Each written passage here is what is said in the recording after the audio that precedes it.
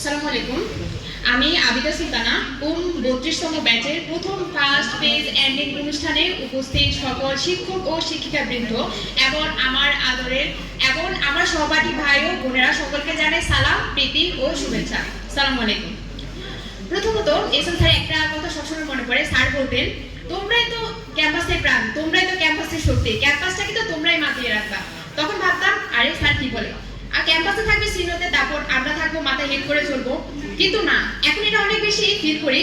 কারণ একটা এক্সাম্পল দিই, যখন পরিবারের সবাই ছোট যে সে সবচেয়ে বেশি কিন্তু আদর পায়, যেমন আমি পরিবারের সবাই ছোট অনেক বেশি আদর পাই, ঠিক একইভাবে যখন ক্যাম্পাসে জুনিয়র হিসেবে প্রথমে এন্ট্রি করি এবং কলেজে আসি এবং হোস্টেল থাকা শুরু করি, তখন আমাদের যে সিনিয়র আপুরা আছেন তারা প্রায় সময় আমাদের রুমে আসতেন এবং আমাদের খোঁজ খবর রাখতেন এবং আমাদের কোনো অসুবিধা হচ্ছে কিনা তার রেগুলার এসে বলতেন যে তোমাদের সমস্যা হলে অবশ্যই আমাদের কাছে আসবা।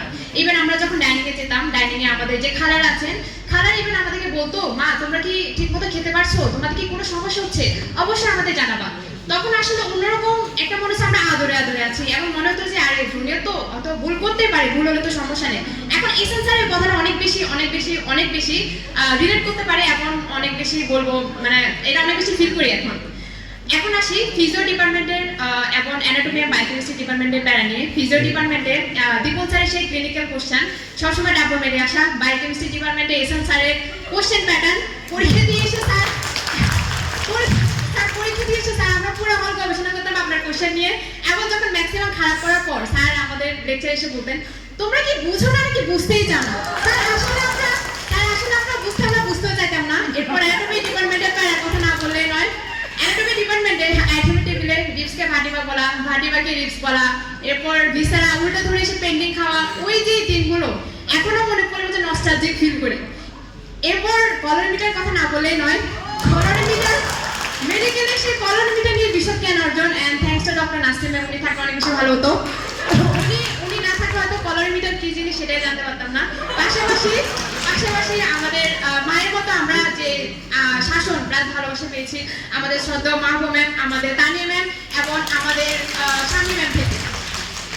আমাকে এবং আপনাকে যদি একটা টাইম মেশিন দেওয়া হয় আপনি কি করবেন?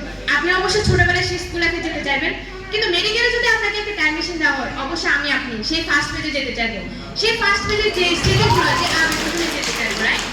এরপর আসে আমরা ছোটবেলায় অনেক উদ্দীপক রেখেছি না? উদ্দীপকে কি থাকতো? একটা ঘটনার অনেক সুন্দর বিস্তারিত আলোচনা থাকতো। সেই উদ্দীপকটা হচ্ছে আমাদের সেই ফার্স্ট পেজ। এমন ওই আমাকে থাকতো ক খ গ ঘ 4টা কোশ্চেন। এমন গগতে আমরা কি থাকতো? গগতে আমরা লিখতাম সেই উদ্দীপকের ঘটনা আমরা বিশদ আলোচনা করে বানিয়ে লিখে লাস্টে লিখতাম এই গুরুত্ব অপরিসীম। ঠিক একইভাবে আমি বলবো আমাদের যে ফার্স্ট পেজের যে আবেগ, স্মৃতি, অনুভূতি, আবেগ, এখন আমাদের যে শ্রদ্ধেয় টিচাররা আছেন তাদের সেই শাসন প্লাস তাদের যে শেখানো, আমি বলবো এর গুরুত্ব আমাদের জীবনে আসলে অপরিসীম। এই বলে আমি আমার বক্তব্য শেষ করলাম। সবাই আমাদের জন্য দোয়া করবেন। আসসালামু আলাইকুম।